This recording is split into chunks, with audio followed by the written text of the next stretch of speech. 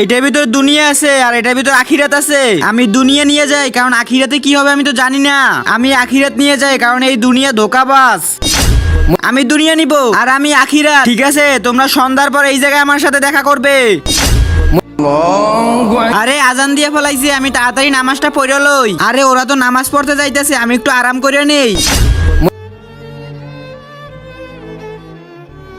এই নাও টাকা, তুমি অনেক সৎ আর ইমানদার। তুমি কাল থেকে আমার এই জায়গায় সবকিছু দেখাশোনা করবে, ঠিক আছে? ঠিক আছে মালিক, এই নাও তোমার টাকা, আর কাল থেকে তুমি কাজে আসবে না। তার আগে তুমি কি এক বস্তা টাকাকে ভালোবাসো নাকি তোমার মা বাবাকে?